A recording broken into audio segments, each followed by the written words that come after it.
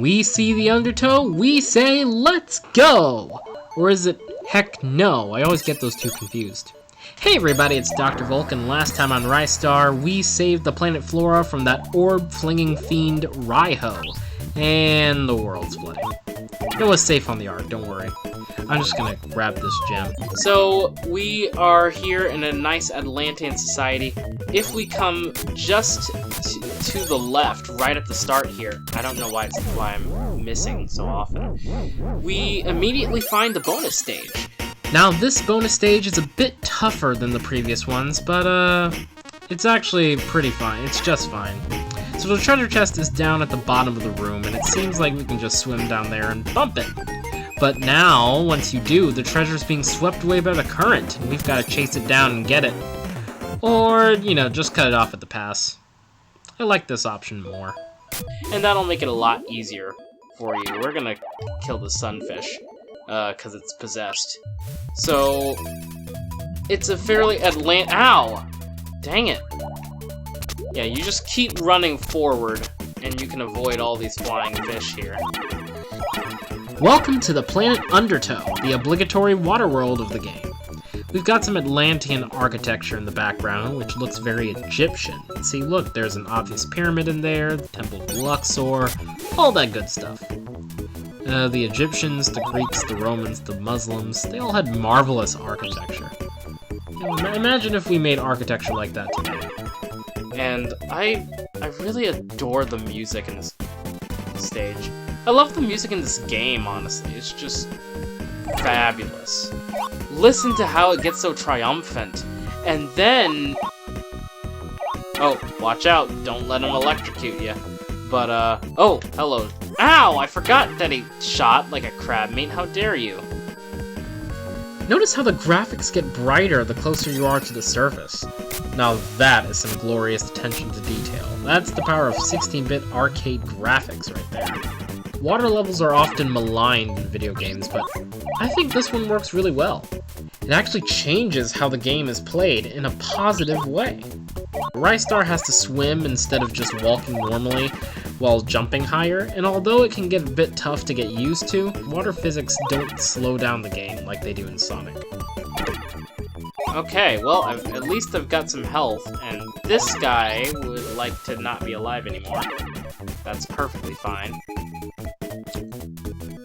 Gotta wait. Look at how Ristar just, like, floats as he's swimming at the surface. It's such a lovely detail. And another lovely detail is that, as you could probably tell, Ristar can breathe underwater. Ooh, a gem! Ristar can breathe just fine underwater, which negates the need to constantly go to the surface just to survive. Survive? I just realized how similar they were. Oh my gosh. Speaking of surviving, I'll probably survive much easier with you dead. This feature is going to become very important in the next area. So just keep going forward. Keep moving forward. Like Meet the Robinsons. Go forward in all your beliefs, and prove to me that I am not mistaken in mine. Okay, so you want to be careful here. There's a little trap ready for you, which is why I moved. And yes, full health. I needed that. I needed that. And now it's time for the mini-boss of Planet Undertow. That's right, even the tide wants to kill you. The first wave has these Orbies guys. Dodge their rocks and the wave will crash onto the surface. And now they're all sad and dehydrated, meaning we can take them out with ease.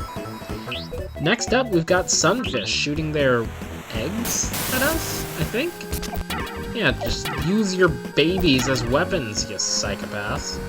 You're getting exactly what's coming here. The final wave is easily the easiest wave. We've just got jellyfish.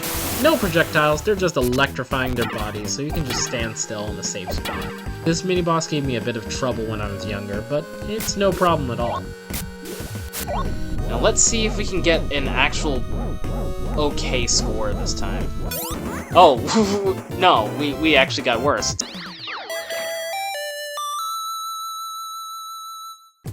Now we're headed to the second area, the Lost Palace. It's an ancient ruin complex permanently submerged under the waves. The tide can't save us now. It's all high tide from here on out. We're dropped right into the water and... Ooh, do you see that chest? Hope we can go get it. Oh my gosh, the seahorses. I hate dealing with the seahorses. They're really, really annoying. They're infinitely generated from this Mayan-styled wall head, which you can just headbutt and get rid of. First the Egyptians, now the Mayans? Have you no shame, Undertowans? I want to keep exploring so I can try for that chest.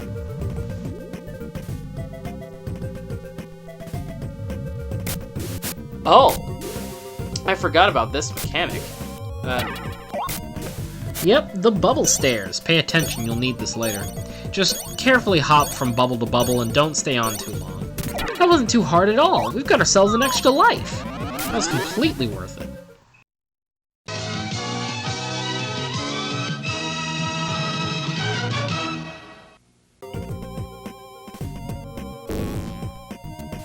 Uh-oh.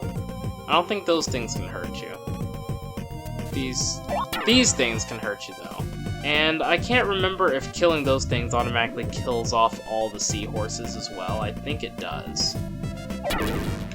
Oh, that's right. I forgot this is a trap room. Where 3 of these are just these seahorses, and then 1 of them is treasure. I think this one's the treasure. Yes, it is. And that last one is just another seahorse, so don't bother with it. In fact, don't bother with anyone except the 3rd one. Round and round and round she goes. Where she stops? Ristar's Headbutt of Doom. Yep, this is a room where you just gotta kill all the enemies to escape. I tried checking towards the floor to see if I could find a wall head, to no avail. So let's not worry about it, because it doesn't exist. Yeah, you know what we should worry about though? Frogs. Or frog chameleon things. Frog-meleons? Yeah, they're more like frogs. And then we got these squid guys. They're pretty easy to handle. They move around with the screen sometimes, which is a bit annoying. Once you've killed off the little ones, it's time to face the big mama squid. She's just gonna throw some urchins at you, but with a little bit of luck and a little bit of iframes, it's really easy to take her out. It's probably safer to just swim away when she shoots the urchins if you're not as confident. Now, these long hallways have a big turbine blowing us back, so you want to hang on to these monkey bars to keep from flying away. You can tell the turbine is active by the speed of the stone particles floating past, and since they can't hurt you, it's all good. Now, the fan seems to start up pretty quickly. Fortunately, Ristar can swim forward faster with the jump button, so it isn't too difficult to reach the fan and take it out. I think there's some spikes down there. I don't remember. I don't really want to find out. What you can do, actually, and this is the fun part, you can just kill off these guys before they get active. Just add water and they'll become active. I don't think they can hurt you. Oh, they can hurt you. I was mistaken. But they won't move around unless they get submerged. And you can just take them out way before then and just avoid the issue completely. Now there are 2 of these guys. Ow!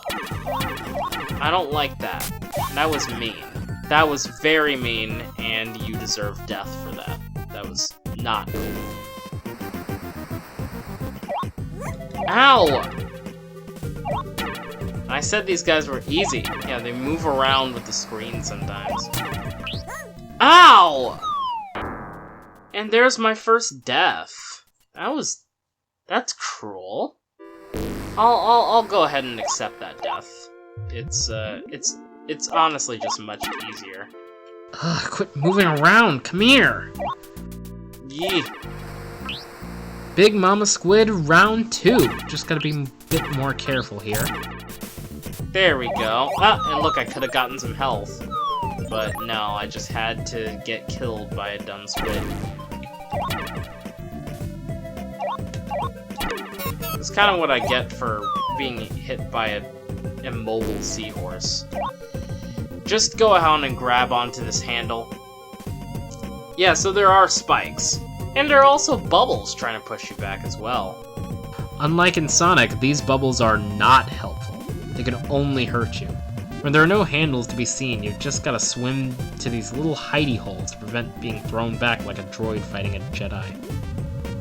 There's the fan. Get out of here, Bubble! Come on. Almost there. Oh no, no, no. That was a close one. That was a very close one. Since I got blown almost all the way back to that first spot there. Let's grab onto this. Doesn't really seem like there's anything blowing us back right now.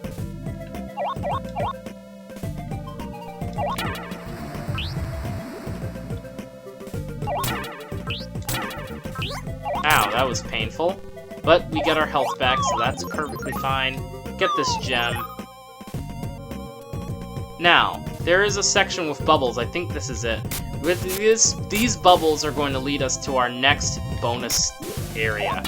And before we get there, I think it would be wise to just get rid of these seahorses once and for all. Just not have to deal with them. It's going to be a lot easier.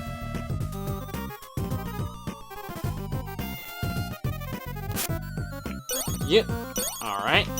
Careful. Careful. And there is our next bonus stage. So let's go on and take that with us. Let's just take this bonus area. There are a lot of these spinny lever things. And what we want to do is maneuver ourselves with these star handles to reach the treasure. It isn't as easy as it looks. Just do this. Just use this lever like so. Trust me, it is not that easy. Especially when you consider that Ristar ricochets off the level border, which can be either a help or a serious harm when trying to get these treasures. Okay, back at the bottom. Let's try to get a good swing. There we go! I'm a little teapot, short and stout. Here is my handle, here is my spout. 4 bonus stages down. We're doing pretty well for ourselves. Oh, and I forgot about these guys. These starfish slow you down and try to get you damaged, which knocks them off. The more painless way to get them off is just to jump into the water. That gets rid of them really quickly. We've got some more frogmelians here. Let's just destroy their Mayan head and let's Mayan head on back to the right, where some seahorses are waiting for us. Yeah, they came back since we entered the bonus stage, but we can take them out again really easily, so it's no big deal. And now we've reached the end of the Lost Palace. Let's see how high we can get. That didn't really do well at all. That's pretty bad. That's pretty bad. We've reached the second boss stage, Oshat Attack. I love the names of these boss stages. You really miss out on them if you simply use the boss rush or level select codes. Look at the back. Look at the background again. I love the details of the background. Oh, listen to that. Oh, did you hear that scream? What's going on? He escaped. What's it gonna be? And there he is! The hammerhead shark boy Oshat, who, like many of the other bosses in this game, has been possessed by Greedy's evil, slimy orb things. We've got to knock some sense into this guy before he knocks us upside the head with his hammer. He's gonna try slamming his head into the pillar to make some of the roof crumble on top of us, but some quick dodging can put a stop to that. Every time we hit Oshat, he knocks away one of the corks, keeping the water up. He's not that hard of a boss, but he can be tricky. Oh, he's slamming the pillar again. Uh-oh, now he's gonna charge. Take cover! And... jellyfish? Oh, I rarely ever see him do that attack. Normally he just rushes forward, circling the stage twice before stopping, and skilled players can catch him in the middle of his charge to get a quick headbutt on him. He's sending some fishy minions after us? I don't know how often he does this attack. You're acting strange, Oshat. Jellyfish again? Seriously, he almost never does this attack when I play against him normally. What's going on? And now he's gone. That's super easy. Barely an inconvenience. Didn't take any damage. Wonderful. Poor Oshat though. He's kind of stuck in there, even though he was possessed. He has that. He has a terrible fate, unfortunately. He didn't deserve that. I hope he can get it out. What about all the other guys? All the other fish that are like just can't breathe because we reduced the water level. That's not very fantastic. But you know what is fantastic? The fact that we're heading on to Planet Scorch. Next time on Dr. Volk.